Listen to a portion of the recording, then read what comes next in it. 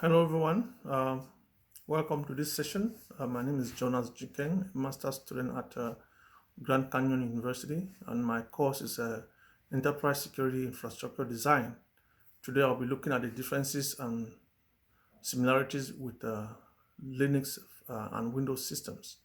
Uh, the differences from the onset is that Linux system is an open source, meaning that anybody who wants to use Linux can actually go to the internet and download it and customize it in their own way and use it. Meanwhile, the Windows system is a closed source, meaning you have to buy whatever version of the Windows that you want to use, you have to buy it. The Windows equally uses the graphic user interface, while Linux uses the command line. And another thing is that within the file system, the Linux system can have different file names, the similar file names in the same folder, while in Windows it is not possible to have similar file names or the same file names in the same folder. And similarities between them is that they all have hierarchy structures. They all have hierarchy structures.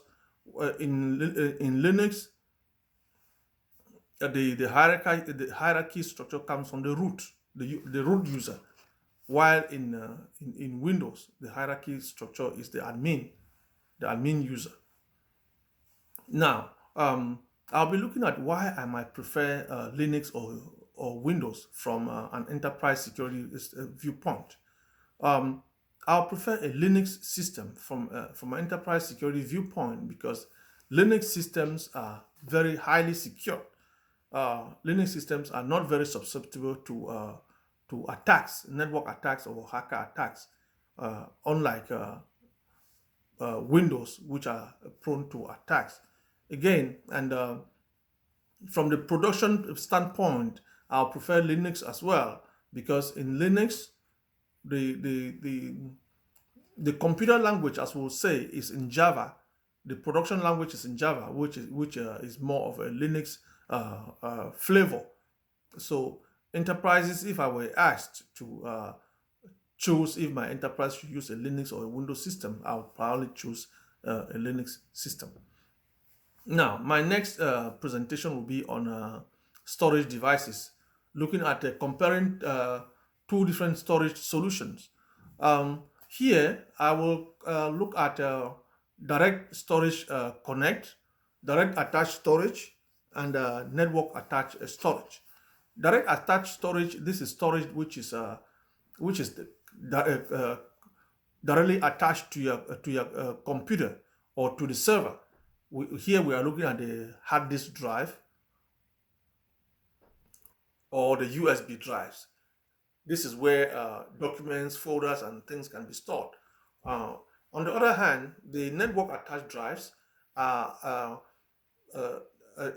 not network attached storage devices. These are storage devices that are provided by internet service providers. We'll probably talk of Amazon Web Services. We'll talk of Google Cloud. We might talk of Microsoft Azure. So these are different storage devices that are provided by different organizations.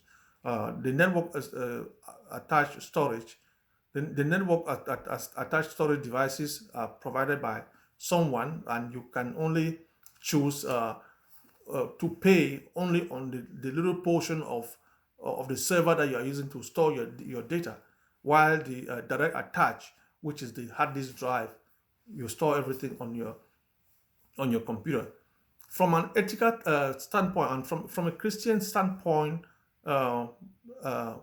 on ethics using storage devices, would of course know that it is advisable to minimize losses to organizations, acquire only a storage device space which we are able to accommodate and utilize efficiently, and of course give access only to individuals who might need, based on the business need to know, who might need that storage device to access data based on their security levels. Thank you so much. See you next time.